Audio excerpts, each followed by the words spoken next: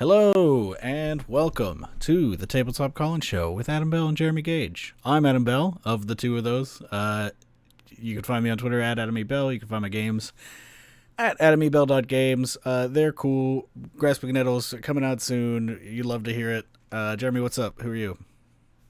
I'm Jeremy Gage. You can find me at Jeremy Gage 5 over on Twitter. You can also check out the Draw Your Dice pod, where I talk with super cool indie game designers. Had a really cool conversation with ZDXU, who just did the Kickstarter for Reach of the Roach God. So go check that shit out. Check it out. Check it out. Check it out. Okay. Yeah, that's us. And I think that's the show. Good night, everybody. It's all right. No, what are we talking about?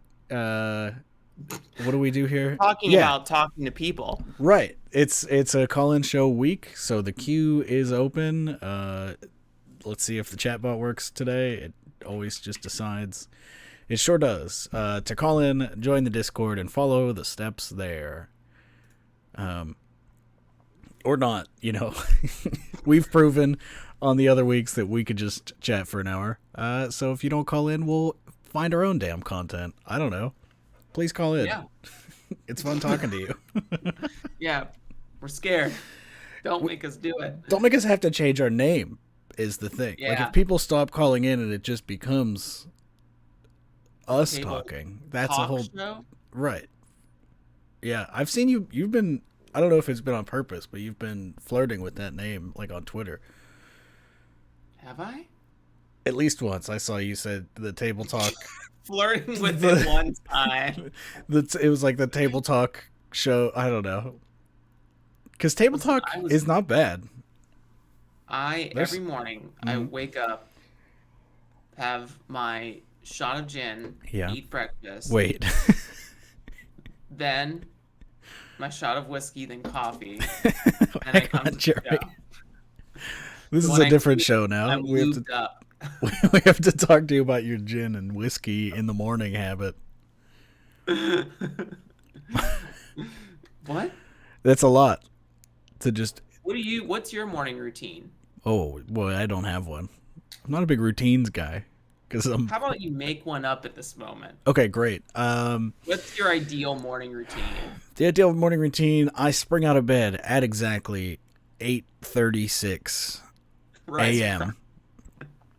I'm ejected out of bed by some spectral force. I'm standing straight up. I put a shirt on.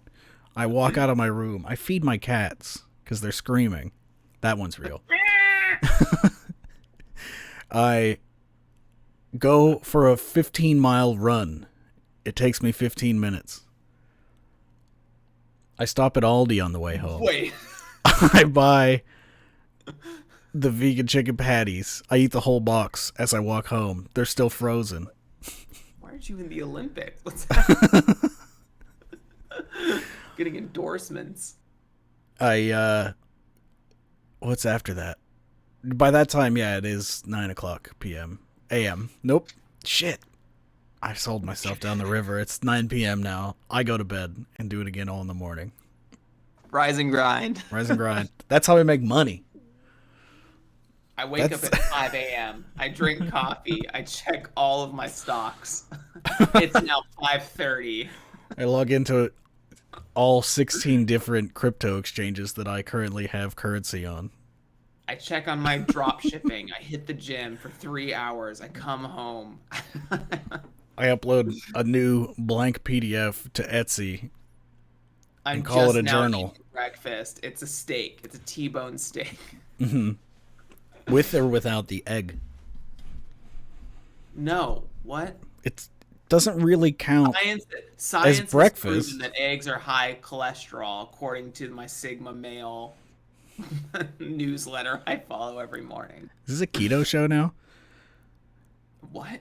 Are we doing keto? We big keto guys? I wake up, I chug a glass of olive oil.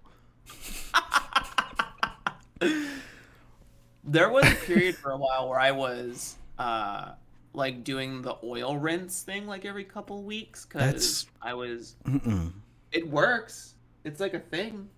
I felt good in my mouth. I don't know what you mean by oil rinse, and I don't think I like it. You for like 20 minutes you swish around oil in your mouth. It's called oil pulling. You swish oil in your mouth, and then 20 minutes. What happens is all the bacteria gets like osmosis in there. Sure. Do not let it touch the back of your throat because it becomes highly toxic at some point. You could get sick, and then it was a lot, though. It is an alternative for not going to the dentist and not drinking water. It's the solution if you don't want to drink a lot of water. Well, you don't need to drink water if you eat enough high animal fat foods. And that's a fact that I've read on Twitter. Proven. Yeah, if you just eat butter. Okay, when you said oil rinse, I thought you were rinsing out like the entire system. You know?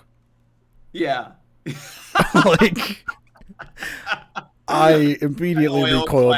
I thought it was like the juice situation where you're just drinking oil every day for a month and it rinses out your innards. And I was like, this isn't good. This is Jeremy. Come on. Chat is going crazy right now. See, this is for those of you listening in podcast or VOD. You're missing out on being a part of this wonderful group that is really talking about our morning. Oh yeah, we didn't include NFTs, and thank you, Brandon Leon Gambetta, for fucking. I also have to check my NFT cryptocurrency. Yeah, I mint a new JPEG that my computer spit out. It's worse than a PicRoo. NFT is going to change traditional art in the next year. Stop. Like, we will no longer want. Yeah, each call of this show is actually registered on the blockchain. So, thanks. We're gonna sell your calls. Audio NFTs. I'm not above it. Well, I mean, I don't know if you saw this, but all of the NFTs are just stored on Google Drive. So yes, you can definitely just do the audio ones, no problem. Absolutely. Because the only thing actually stored on the fucking blockchain is like 2 bytes of code that say this is an NFT, and that's it. It's all. It's the biggest, most beautiful. I'm doing it right now. I'm literally uploading. You're minting it. It's of Draw Your Dice to sell to other people. Mm-hmm. They will own 5 minutes of the podcast. You own this for real. Yeah, totally, definitely. Real. You definitely own it. I saw a crazy tweet of, I don't know who posted this, but it has to be a mutual of ours. But just someone raging on Twitter about someone doing a screenshot of their NFT, and they were like threatening, like, delete that screenshot. It's my art. I'm like, bruh, get your hands off my JPEG. Yeah. Get your filthy grubbing hands off my. It's fucking Smeagol situation over here with NFTs, dude. Oh shit. Oh. Well, we got off to a start here. Yeah. Oh, what were you gonna say? Is there a call to you? I was just gonna say hello to everyone real quick. Everyone who showed up in the chat. Hello, Dan. Hello, Jimmy. Hello, Will. Hello, Eli. Hello, B. Leon Gambetta. Question. Hello. Yes. Should we start over here? Should we remember that we talk about games? Or should we just take this call and see if the energy rides through? And lastly, hello, C. Fram. And yes, let's absolutely this is the call-in show, and sometimes it reminds me of Letterkenny when all their friends call in for their season 5 stupid show. It's like, hey, just saying hello. How are you? How's the family? Just here to chat. It's about gardening, dude.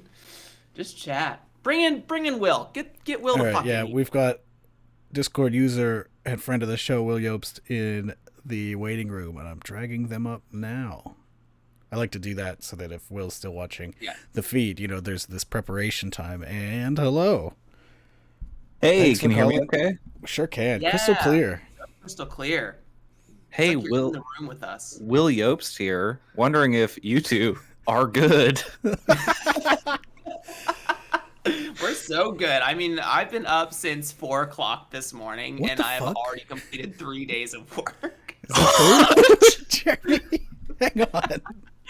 You told me you had a busy morning planned. I didn't know it started 7 hours ago. I hope it's true. I'm not gonna. Don't verify. Oh, don't worry. I have it logged. I use the Upwork time counter. I'm doing good. The sun has arrived in Pittsburgh for I think the first time in maybe 2 weeks, and so I can already feel my brain crawling out of its little shell. It's funny how that works. You don't notice it happening until it's gone. I feel like we all forget about the dark ages that happen once a year, and then we're like, it's like cataclysmic when it goes down. It really is. It's too much. It's like are constantly rewritten. just in the lighthouse when they don't know how many weeks they've been there, and it's just My God. raining. It's like, oh god. What a fucking wild movie. I love that movie. I still need to It's a watch good that movie. movie. It just I was not ready for certain bits to happen. That's all. I've played the tabletop game based on it, the wikis, but I've not watched the movie. Yeah. I am contractually obligated to make a game about every Eggers movie. So I have a design for the lighthouse in my head, ready to go when I'm free. When I'm released. Yeah. When Will, how are you do doing? And also, when will you be free? Oh, right. I am finishing up the Torque layout right now. So that's going great. Definitely am going to be ready by December for it to be out. So then obviously we're all lacing up our clown shoes again for Zine Quest. So Here's a funny one. I'm thinking about, what if I did a Make 100 in January and then did a Zine Quest? What if I just hated myself for 3 months straight? I have a better suggestion. Uh-huh. Do a Make 100, do a Zine Quest, revive Break Kickstarter, and do that Okay. one. And do that in March? Yeah. And then do whatever kind of like Web3 thing they're gonna do this summer, because you know they're gonna do that. Some kind of Web3 sludge projects going down the line. We made a new way for you to hate graphic designers for 2022. It's like a fucking Apple keynote situation. God. Wow. Anyway, I just want to say I love the energy this morning on the Tabletop Colin show. I'm thinking about the moment that the oil becomes toxic in your mouth, that you can no longer have it touch the back of your throat. I'm doing the best to not think about that. It seems like a problem. What kind of activation is happening? Yeah, what kind of oil are we dealing with? Are you swashing mineral oil? Like, what is Mineral oil PC build. Does not recommend ingesting mineral oil of any kind. That's fine. You can do that. Isn't that a laxative? No. I think so. We the recommend is coconut oil. That's a solid at room temperature. That's why it's in your mouth. mouth, right? Yeah. It's God's oven, right? So you're activating the coconut oil. Wow. Yeah, look, mineral oil for it. You could use this. I like any kind of self-care that makes me put down a tarp beforehand. Is something I like. Jeremy's gone.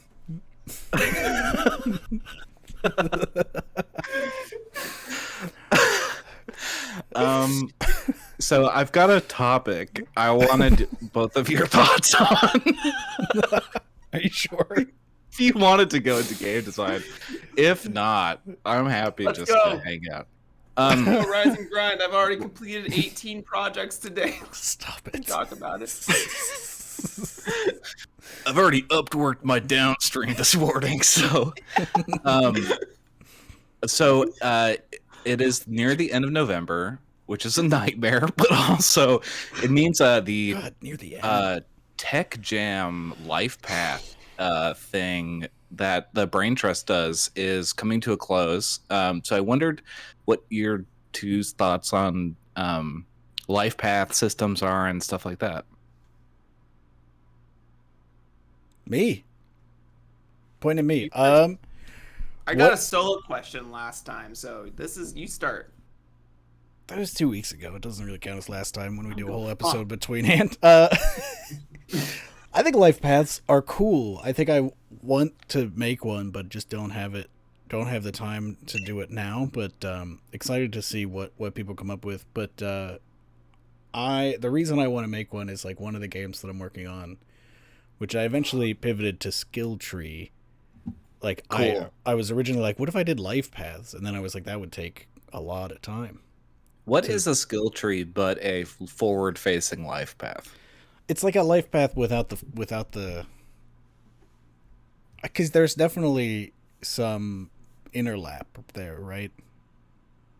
So Right, skill tree's interesting because you can create your future path down. Right. Like that's kind of what this term of class expression, like you can see your next 5 steps to fully express yourself mechanically through the game.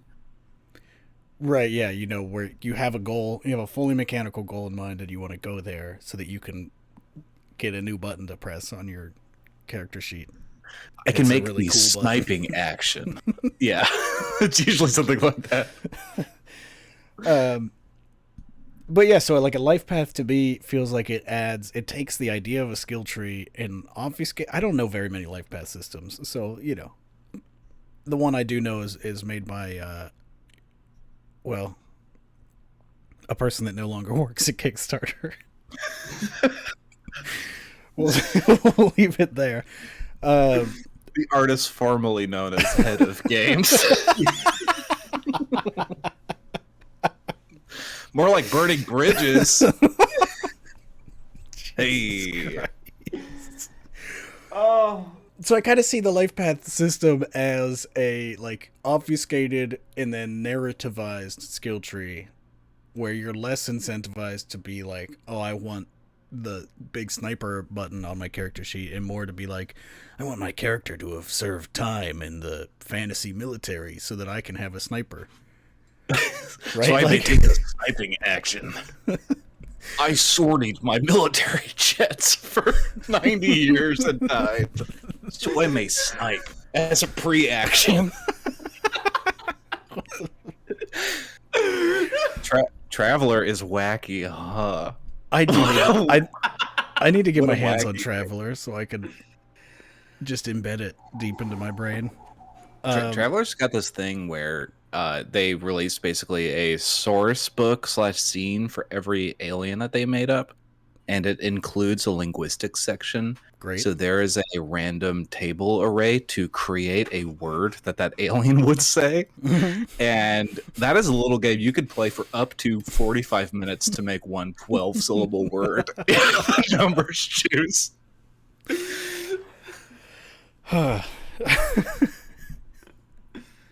So yeah, I guess what happens with the life path when you start playing? Does the life it kind of fades away, right?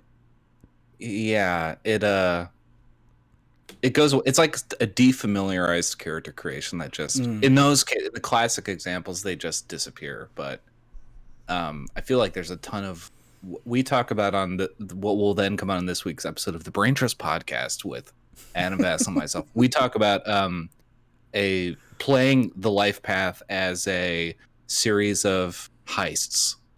Like it's like your story of being a young and dumb bank robber to your last gig where it all goes wrong. And so the life path is what happens between heists, and then you spend resources out of your life, but what led you to robbing a bank again. It's not a good job to have robbing a bank. So you got to be pushed there. yeah, we tried to explore like what it looks like to shift into a life path mode of play and then real-time play and then make them harmonize with each other. Yeah, I like that. I like the bringing it back in, because that is the thing that always tripped me up about the idea of a life path. Is like it seems really cool, and you spend all this time designing it, and then spend all this time like interacting with it as a player, and then you just go play a completely different game. Yeah. So that's which, like, you know, we like games that are a couple games, but I want to be friends with that part more than it lets me. Yeah, because that's a cool part. Which is kind of why I switched to a skill tree, and then I think I will, once that game is finished, I want to later add a transparency layer of a life path system on top of it, maybe, so that in some way interacts with the skill tree, so you could figure out like your starting character, but then and can use like, oh, okay, this.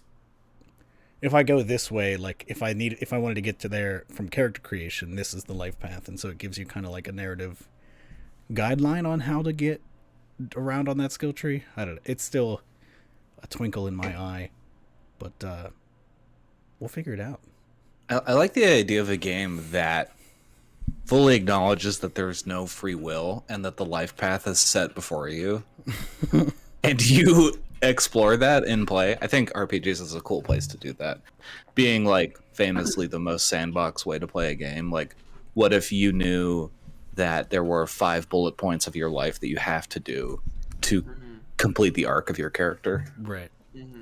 That's how classes work in Torque, that you have a class and it has like 4 events that you might partake in, and it gives you like a menu of things to do at these rest stops hanging out. So like one class is all about bringing the internet to different communities to share social media, and one is just setting up a dating profile for someone in the community. And you know that you're going to do that at some point, Right. but So why not now? Yeah, why not now? It just, yeah, it's like seeing all of the weapons in a D&D table. You're like, well, there is a scimitar apparently. I gotta get one of these things. It's kind of like taking away that shopping menu, instead making it like a itinerary for a long vacation. Jeremy, what do you got? What do you got about life paths? You have anything to weigh in here? Yeah, I think about going backwards a lot recently. However you feel about Riot Games, feel how you feel. I liked the Arcane show, and I think it was a really good example of like how to do potentially prequel television. And so, one of the 2 games I'm working on, called Astral Journey, has you're at like the final boss. You're in the moment before you take on the final boss, but they're too strong to take on. So it's based on Final Fantasy, so all the Warriors of Light have to travel back in time and go to key moments and like rewrite history essentially. So I think a lot about like having the end state presented before you when you start an RPG theory crafting game, and kind of working backwards of why is this moment important to your character? How did we get here? And why are we involved? All those things. I think about like I am also very interested in like generational telling, like multiple characters that you make over the campaign session, in that like you have this one character, you do some things, they start a town, you go like 100,000, whatever your game's elastic scope is, and then you have another family, another character they play, they alter the region, or they have this butterfly effect. But I've just been really curious about like developing a history from an endpoint and just working backwards, like looking at the past rather than the future, because I think it would also help strengthen like backstory developing for more traditional games. I don't know. That's what I think about for life path. Cool. I love that diving toward a goal. That stuff is always really attractive to me. And so making that like each generation has whatever multiple hits that they can aim for or whatever. I love that. I like knowing vaguely the end and figuring out the how. That is such a good flavor. Yeah, I like that. I like that a lot too. It's something whenever I like run D&D campaigns or anything like that, or also why I really like Band of Blades, that like we have to get to this end point. Our story is the middle. Like we know what the beginning was, we know what the end is, so all the exploration is in the middle of the sandwich, which is I mean, unless you're getting really good bread, that's the meat of the sandwich is the middle part. So, and usually the one that like has the meandering, and I'm very like traditional games focused in my designs lately, or in my scholarly pursuits. So I think a lot of the time the middle gets it's emergent, but it's also like flubbery in a way. So I would love some games that kind of strengthen how to story tell the middle of games by providing you both the start and the finish at the same time. It's interesting because a hallmark of like the 2000s to 2010s story games is really strong intro and end procedure for games. Mm-hmm. Like they are the most intense.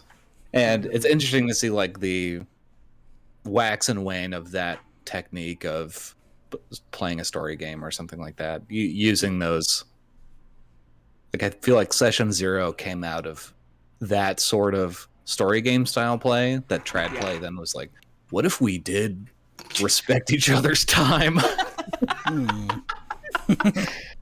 What would that look like?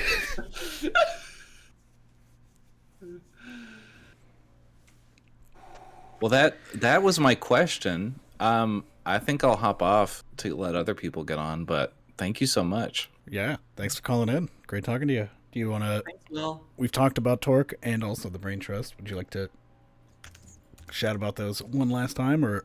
Yeah, Campfire is out. Oh, yeah. People are getting their Campfires, the anthology horror storytelling game. That's got what I would like to call hella beginning and end procedures and in the middle procedures. It's really cool. Love seeing people unbox it.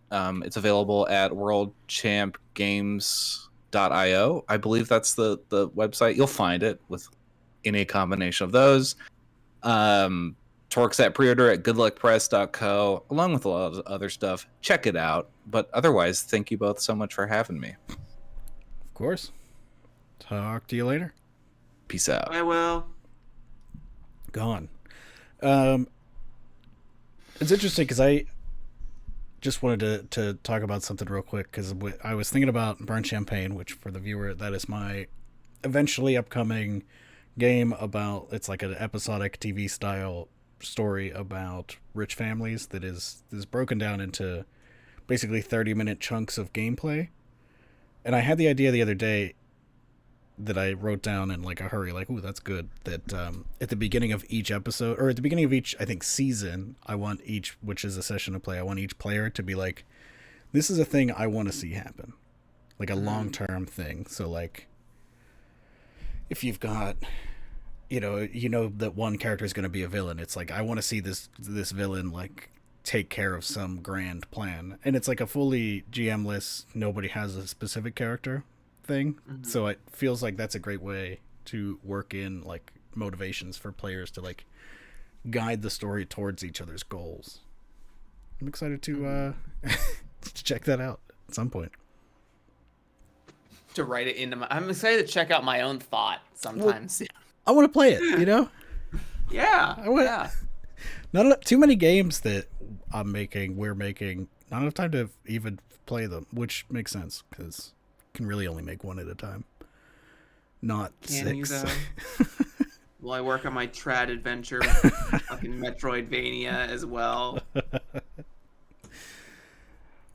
All right, we've got 2 users in the call. So in the call queue. Whoa. The first one is return guest Matt Finnell coming in right now. Hello and welcome to the Tabletop Call-In Show. Hey, thanks for having me. What's going on? Hey, yeah, it's good to hear from you guys. I was real excited when I saw that you were bringing the show back, and then every Monday I'm like, okay, gotta remember to take lunch early, watch the show, and every Monday I forget. But I am quote unquote working today, so this was the first time where I was like able to actually catch it because I'm not working. I'm just sitting at the kitchen table drinking coffee. Hell yeah. Yes. Yeah. So but I'm glad to be back, and actually I think I've got a good one. So I'm back in Maryland, and I was trying to figure out, okay, what games do I want to bring to try to play with my old group, my fifth edition group. And I've brought different things over time, but this time I thought the thing that might work really well is a Dungeon Crawl Classics funnel. So I kind of went through like the funnel rules for that, and it seems like I think it's really going to work. I think it's going to be a hit.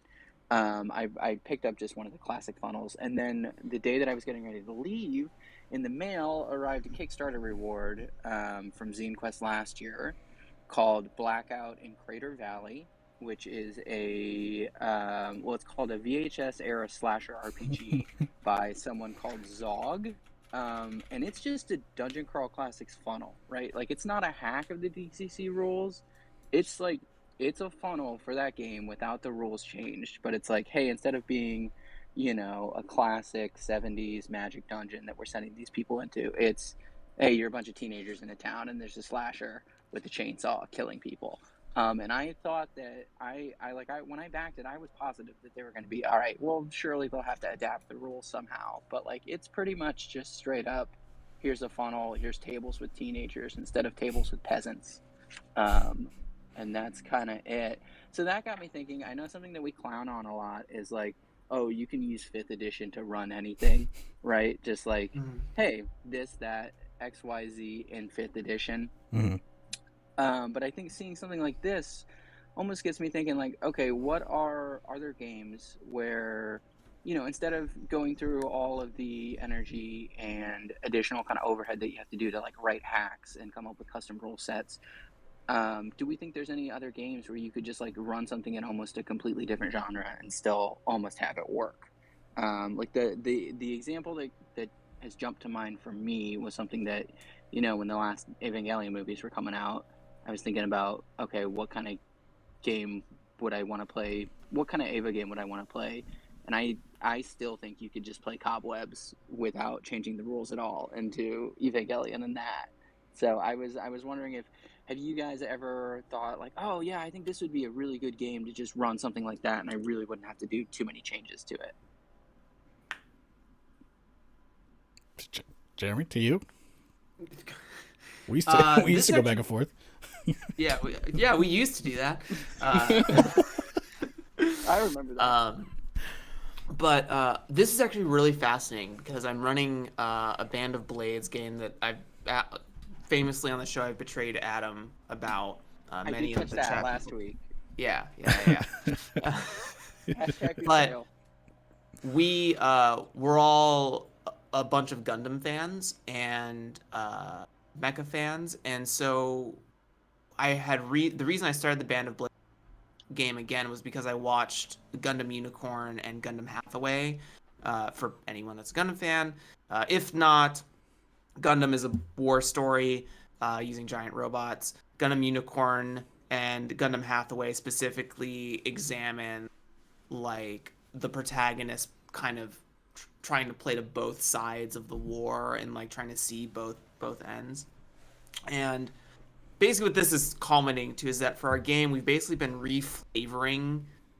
We've changed nothing about the playbooks, we've changed nothing about the rules of the system to accommodate like a new flavor of it, and it's been working out swimmingly. All the zombies are now rogue AI Gundams that are like destroying the countryside. It's very like cool.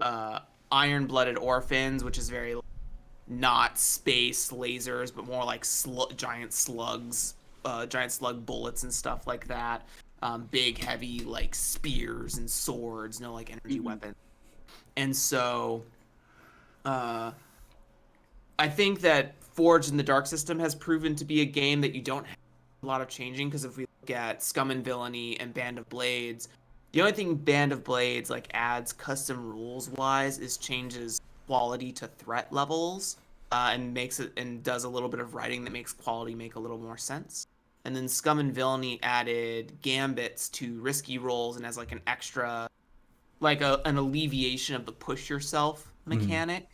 But otherwise, like, there's not really a change in how the games operate, because there's still a micro and macro game.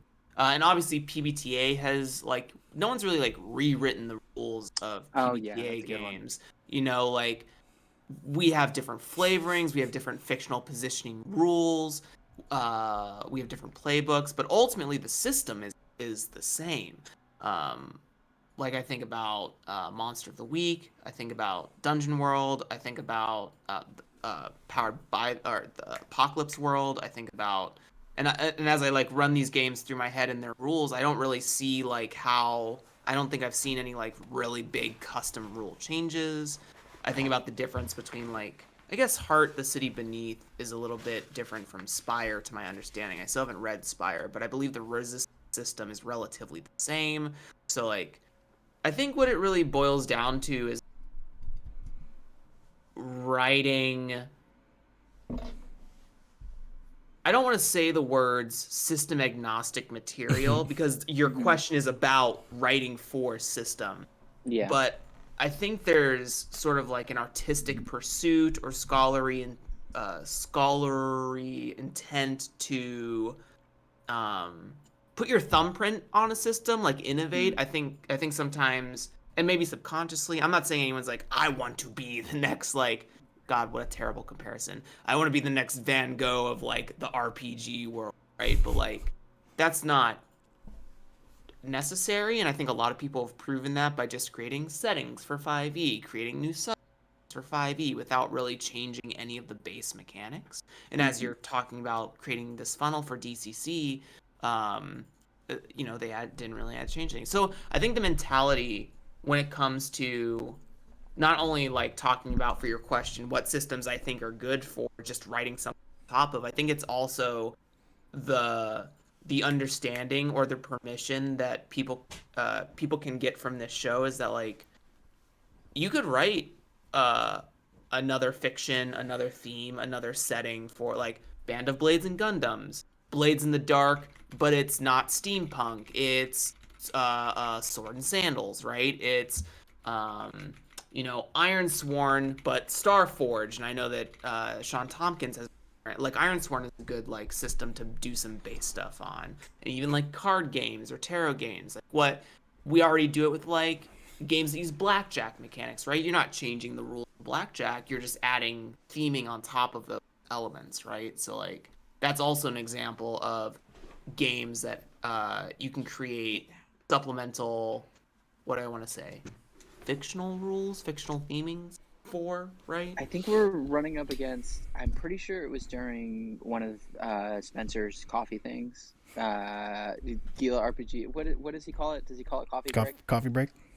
Yeah. With Gila RPGs. I think it was again the episode that Dan was on. Dan types of Gen Room games. Or something that Dan tweeted after that was the idea of adventure as rules supplement. And I think I've been thinking about that a lot, right? Because yeah, you're not rewriting the rules. Everyone knows what we're working from, but maybe we're just adding something a little bit extra in there in that adventure. Mm-hmm. So that was something that I actually put in the chat while they were talking. It all comes back around to the Tabletop Colin show. He doesn't even know that I only watch like 25% of any given thing that my friends are doing.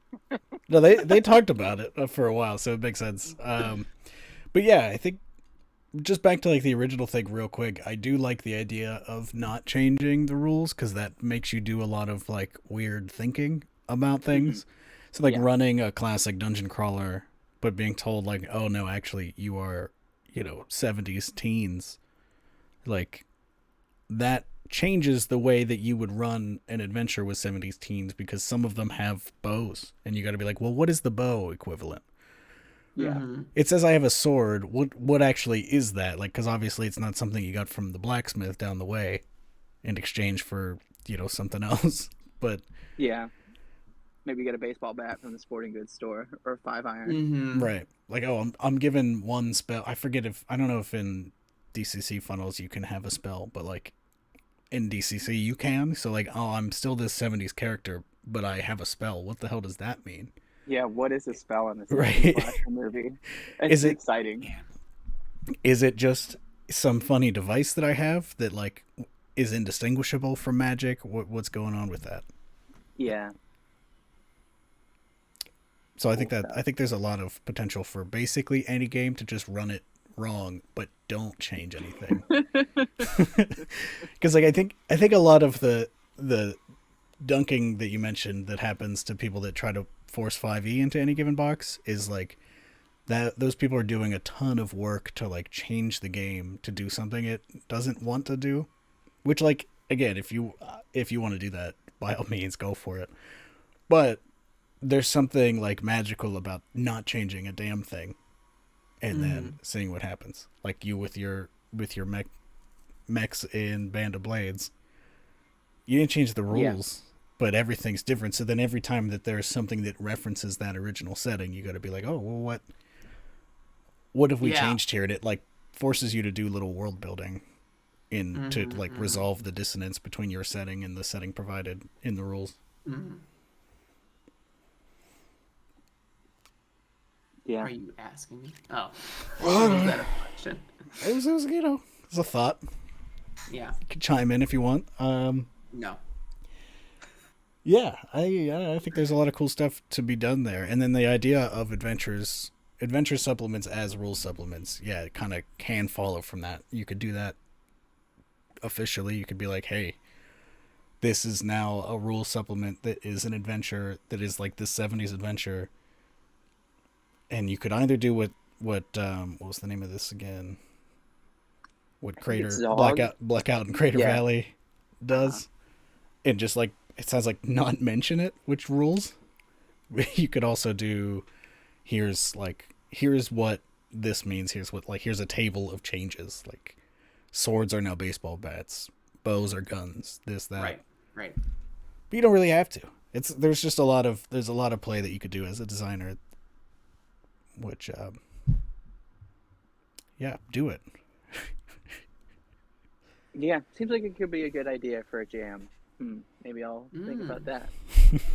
Supplements for the wrong game. Yeah, right. Supplements for the wrong game.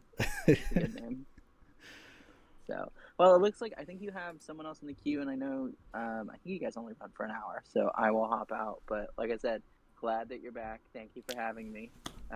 Love to listen to all the hashtag Juice Squad. Hashtag Juice Squad, hashtag Juice Nation. There we go. It's coming back. I'm making a shirt. Bring it back. Buy our merch. Is that the plug for the week? Is hashtag Juice Squad. Hey, me and Grace have been talking about it. You might see Juice Nation a shirt soon. If we're plugging, my Twitter is Madster895. If anyone wants a honk avatar, DM me and I will make it for you. This is honk. This is my contribution to the RPG space right now. Yes. Good. Yeah. All right. Have a good one. All right. See you. Bye. Thank you. Yeah, we do indeed have another caller. Do you have any parting thoughts for the recent conversation, or do you want to jump into it? Let's go. Let's give Jay the time to talk. Yeah. Hello and welcome to the Tabletop Colin Show. Hello. Hi there. Hi. How's it going? Going all right. I'm a little sick, but I was like, oh, it's like a radio. I get to call into a radio show. I just thought, yeah, you're so charmed. Hi. So I've been thinking about things that aren't game mechanics almost. Sure. I'll lay out what I've been thinking about in the specific case, and I don't quite know how to bring it to the general case, but I've been working on a little thing for the next big Possum Creek thing, Uzebas, and in it I've made a table of mushrooms, and the mushrooms have no mechanical impact. Sure. They're just real life mushrooms, and it's just a list of actual mushrooms. And there are rules for finding mushrooms, and advice on how to correlate the game mechanics to the actual mushrooms you find. There's no actual rules for them. Or I guess in a similar example, I've got another game where there's a detailed description of insomnia over like hours spent not sleeping. And there's no mechanical implications for the insomnia, but it is specified in the back of the book, like this is what insomnia is like over time, like emotionally. And so I guess what I've been thinking about is sections of the rule book that don't have rules, but they're not lore. They're like there's something there, and I'm interested in your thoughts on things like that. And I don't know what are you where are you at? Like, what is your thoughts on that zone of things that aren't rules but are tables and do inform play but aren't themselves mechanical? Right. They're kind of like toys that you're handing to players. Yeah. Like, here, play with this. Do something. Yes, I've actually been calling them toys. We're working on them. But they're like a weird thing, right? And I feel like I'm not the only person in the world to ever have toys in a game.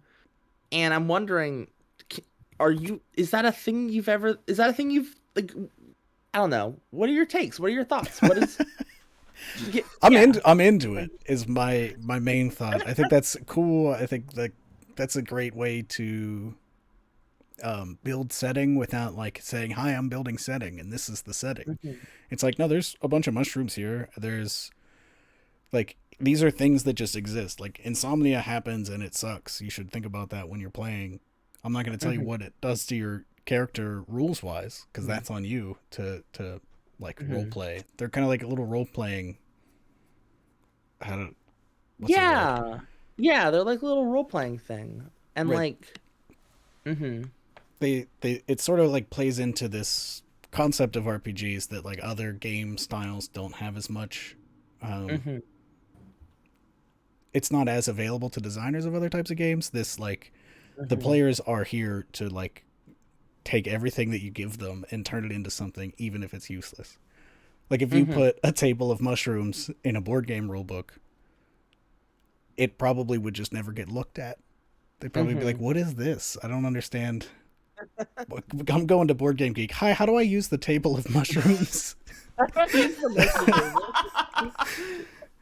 feel very There's no lost. game in here, only a PDF. Cursed. I just am increasingly drifting towards like games that that are just tables of mushrooms, and I feel like I don't know. There's either something really productive there or really unproductive there. Right? Yeah. Like, is that nuts? Isn't there something there? That's all. Well, I think that when here's my thing. I think you open the question with like what is the sort of like value? It's kind of like, what is the value of the toy that is not strictly mechanically referenced, right? And I know in the past I've had Adira on Draw Your Dice, and she did not mention this on the show, but after her episode, someone else mentioned how she brought up a conversation about explicit and implicit mechanics. And I can also circle this back to Band of Blades. So in Band of Blades, when you do the micro phase, like what you would do in a heist for Dark, which I also have to assume that anyone listening to what I say has played Blades in the Dark, you do a debrief. You do like, you have 3 missions you can do, or 2 to 3 missions you can do, and they have a debrief. And the book instructs that when you give the debrief, there are both mechanical penalties and fictional penalties as well.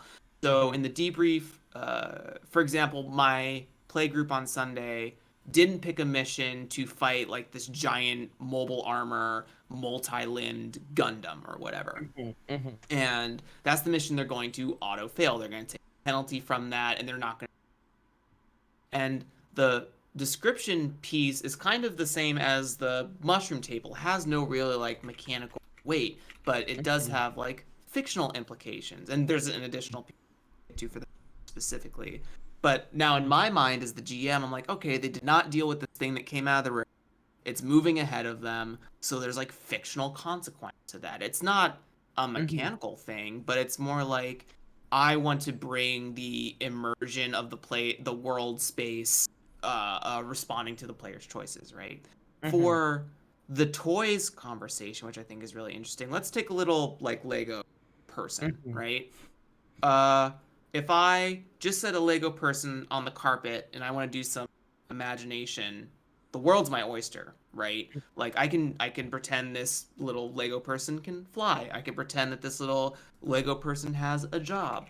I can pretend that this little Lego person I can bring another Lego person in and be like, oh, they are a couple or friends, or it's a mentor mentee relationship or whatever. I can decide a relationship for them. So when I think about this this conversation, I have this table and there's no mechanical rules for it, and I'm just presenting it to the players. I think that what you're offering, and I think toy is a perfect way to look at it, is that any person that looks at that mushroom table can add mechanical benefits if that's the kind of brain that they are, right? Like, oh, you ate this particular fungus that has these sorts of properties. You will decide that you heal health whenever you eat this. Now, you, the designer, didn't write that, but that person, based on the game and the table they're playing as, like, I would like some mechanical brevity mushrooms. And then there's like another brain that could be like, oh, this is a cool like setting piece to help me describe maybe a stew that they're having, or a risotto. I'm getting big into like using modern traditional fantasy stories because I'm sick of eating potato porridge every day. So like, let's fucking eat pizza at our. I don't give a fuck. But like, there's a lot of different ways to play with your table, and I think it's both like a concept of emergent play and emergent design at the like you're allowing the people at the table to do design work for your game if they so choose, and it's kind of what's the word, exponential in that, exponentially creative in that if a person does want mechanical to the mushrooms table, they could potentially write like a supplement for like, hey, there's that cool mushroom table in J Dragon's game. I have this like 1-page supplement that I did mechanical stuff for all the tables because it wasn't in there, and I provide that for other people who may think like me, right? So I think that toys is a perfect way to describe it, and I think it's like a really big possibility for emergent narrative, emergent design, just emergence in general. Have you had the chance to read Under Hollow Hills yet? I have not. No. Okay, you should really read Under Hollow Hills. Not to be the lumpy stan in the chat, but Vincent and Meg released Under Hollow Hills finally, and it's the best PBTA anyone's ever written, and it also undoes all of like the design assertions that PBTA has made over the past decade and a half. It's really very good. And I have a favorite move, and the favorite move changes like once every couple of months. But can I tell you my favorite Under Hollow Hills move at the moment? Yes. When you serve someone tea and honey cakes, Already roll. good. Your magic can help them change their fate. On any hit, they may, as they wish, become invisible until the next setting of the spheres, sun or moon. On a 10+ hit, choose one of the following that they may, if they wish, also receive: comfort, calm, and courage, good fortune and increase up into and including a coming child, progress towards summer, insight into the weakness of their rival or enemy, some favor of the one they name, and if their intended refuses, it's an insult to you, your magic, your tea, and your cakes all. On a miss, they choose one of the above to receive for themselves, so they do not become invisible. It's a PBTA move that has no mechanical implications. It just tells you that if you succeed, you can help someone turn invisible / like help them have a child if that's what they're looking for, or comfort and calm, or like insight. It's just a very like weird, beautiful move about tea and honey cakes that I feel like, I don't know, like I feel like a worse version of it would give you like +1 forward. Right. Yeah. Right. Well, it's like the subtext there is like, how does this relationship, this moment here, and this deepening of a relationship change your future? Like that's the bigger like subtext here, right? Yeah, exactly. And that there's no like mechanical framework for like what does it mean for it to change your future, but there is just this like kind of like the narrative possibility space is just very very wide open. And it is an interesting choice to not include like a +1 forward as an option there, because by not including that, then you're making people like choose these very cool things. But if you dangle the little number in front of somebody's face, they might just do this move to get the number, and then that's not nearly as cool. But when you don't, yeah. And progress towards summer is technically mechanical because the way under Hollow Hills, there's not a continuous advancement. Your character fluctuates between two states, and that kind of is the advancement in that it's not about growth but instead change. Like your stats change over time, they just don't change upwards. They change, like they roll back and forth. And so progress towards summer is part of that, but it is much more of a narrative thing. Like that's not worth it. Like it's not worth rolling the dice to get progress towards summer. Like it's worth it to roll the dice if progress towards summer is something meaningful for you. So Serve Someone Tea and Honey Cakes is my favorite under Hollow Hills move right now, and I know it is getting to the end of the hour. I just wanted to come in and with my low fever and bedridden state tell you about mushrooms and also my favorite video game at the moment. Yeah, it's been great. That's what the show's for. So true. Please read Under Hollow Hills. I beg of you. If you design games, anyone who designs games should read Under Hollow. I will run Under Hollow Hills for people because I want them to read it so badly. Okay, yeah. Yes. Yeah, I'd Please. like to. That's all.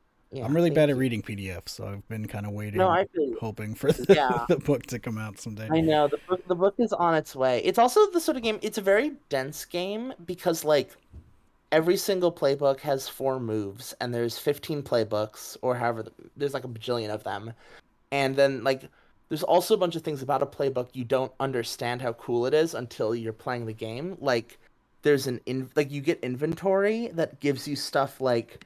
On the same character as the Tea and Honey Cakes character, you get a changeable cloak of real and embroidered feathers, warm and waterproof, or like a tiny golden crown, pin it to your cloak, and you may go as a bird. And there are, once again, no rules associated with these bizarre magic objects you get, and you don't appreciate how cool they are until you're playing. So it's just it's a very cool game. If you get the chance to play it, I really recommend playing it. That's all. Thank you.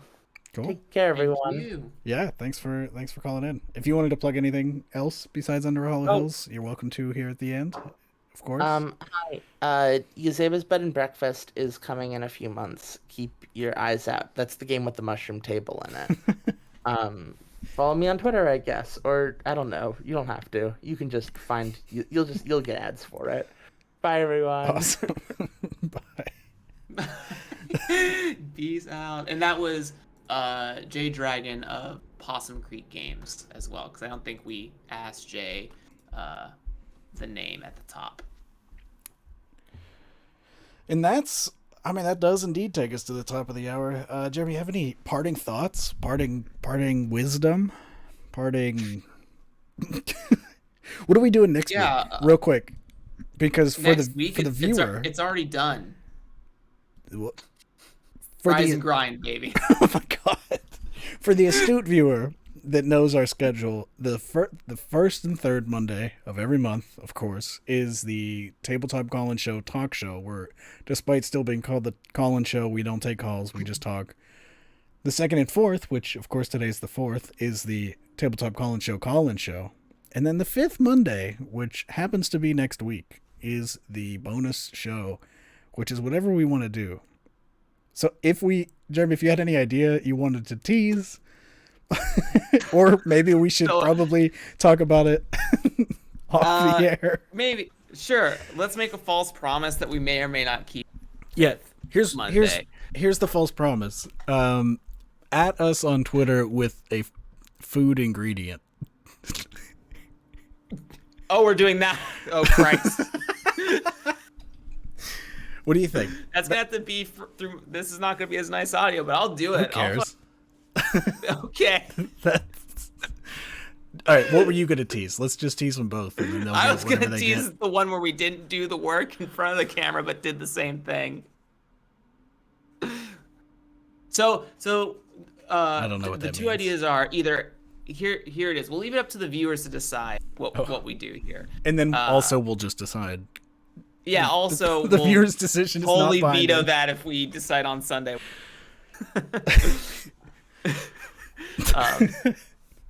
What a terrible way to tease something. We're doing great. This is Yeah. good. So the two ideas are either we do a live chopped where you, the viewers, give us an ingredient and we will make food in front of you while we talk about bullshit and also maybe set our houses on fire. And then the other is a simple trendy mukbang where me and Adam will that's eat. not. And that is an idea. You said we could do it. Nobody wants to listen to our fucking mouths slamming into the microphone. We wouldn't be up on the fucking on this guy right here. I will be over here, and then you could only chew. I'm not allowed to. Or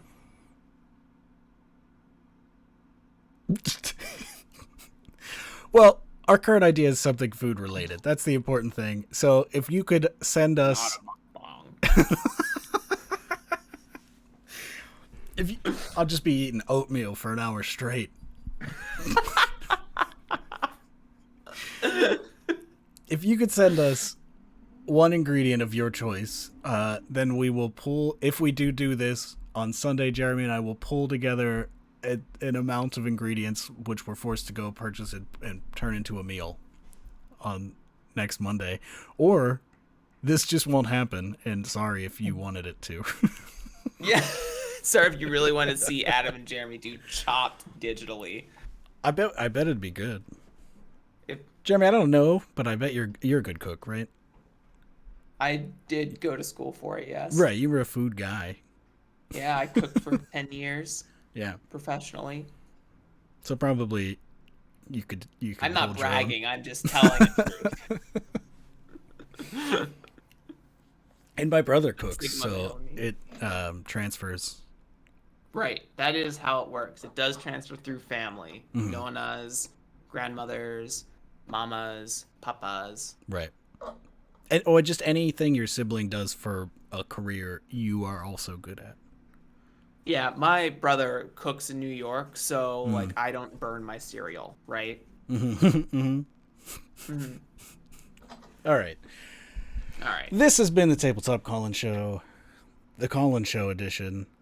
We will be back next week with some bullshit, and it'll be fun. I've been Adam Bell, at Adam E. Bell on Twitter or your social media of choice. I do my best to never be on any of them, but you sure can follow me there. You can follow my personal void.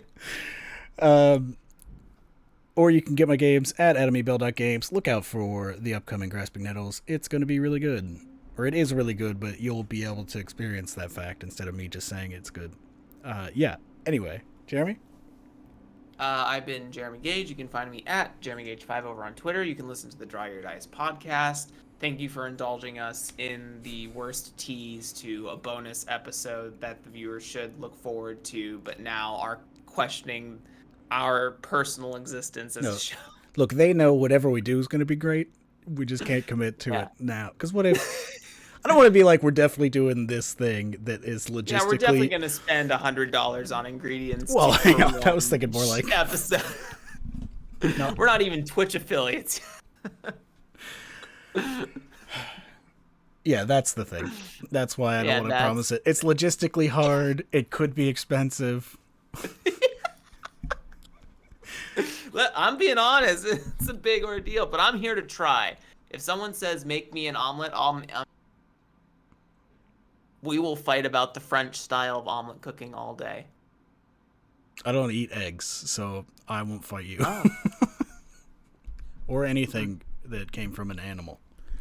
Listen to the Draw Your Dice podcast. Little tip for the viewers. Yeah, do that. And go pay Jeremy for it, too. Game designers, yeah, everyone pay everyone for everything. Respect the press. And that's it. That's what I got. That's it. All right. Taking us away. Goodbye, everybody. Thanks for coming. Goodbye.